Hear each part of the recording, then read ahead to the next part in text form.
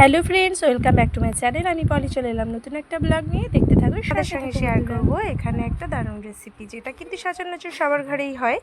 তো আমি আজকে তৈরি করছি বলেই সেটাই তোমাদের সঙ্গে শেয়ার করছি। আর তোমাদেরকে আগেই বলেছি, আলাদা করে সেভাবে কিছু করার সময় কিন্তু আমার নেই, যেটা রেগুলারই করা হয় সেখান থেকেই কিছুটা ভিডিও আমি তোমাদের সঙ্গে শেয়ার করি। তো এখানে নিয়ে নেওয়া হয়েছে তিনটে নারকেল কোড়া। আগে থেকে নারকেলগুলো ফাটিয়ে কুড়িয়ে নেওয়া হয়েছে। তারপরে এর মধ্যে মিক্স করা হলো প্রায় 250 গ্রামের মতো চিনি। তো চিনিটা আমি একটু একটু করে হাত দিয়ে ছড়িয়ে ছড়িয়ে দিচ্ছিলাম। আর এরপরে আমি এর মধ্যে নিয়ে নেব একটু এলাচ। আমি থেতো করে নিয়েছি, এই যে এভাবে আধো আধো করে ভেঙে নিয়েছি। তো এটা দিয়ে ভালো করে এই নারকেলটাকে আর এই চিনিটাকে একসঙ্গে হাত দিয়ে এভাবে ভালো করে মেখে নেব। এতে কি হবে, নারকেলটার সঙ্গে চিনিটা একদম মিশে যাবে। তারপরেই কিন্তু শুরু হবে আসল প্রসেসটা। তো যাই হোক বন্ধুরা, এবার আমি এটাকে একটু মেখে নিয়ে 5-7 মিনিটের জন্য আমি কিন্তু ঢেকে রাখবো। তো যাই হোক, প্রথমে আমি এখানে মেখে নিচ্ছি। এরপর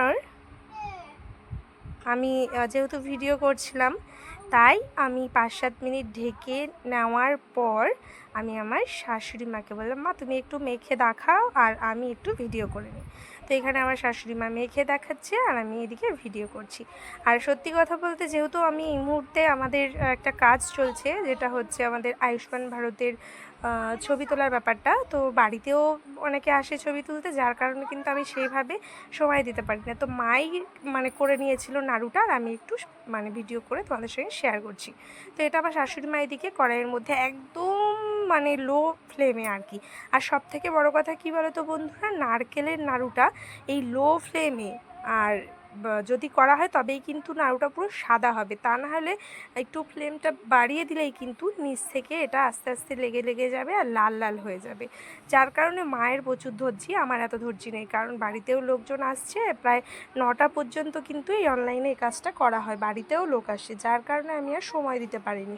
তো ফাঁকে ফাঁকে এসে আমি একটু ভিডিও করে নিচ্ছিলাম। তো এদিকে মাই এটা করছিল। তো এরপরে মায়ের কিন্তু ফাইনালি এটা হয়ে এসছে, পাক হয়ে এসছে। তখন মা আমাকে ডাকলো। আর এদিকে এই যে আমি আর আমাদের বাড়িতে এসছে আমার দিদির মেয়ে আর আমার শাশুড়ি মা, 3জনা মিলেই কিন্তু এই যে নাড়ুগুলো এবার করে নিচ্ছি।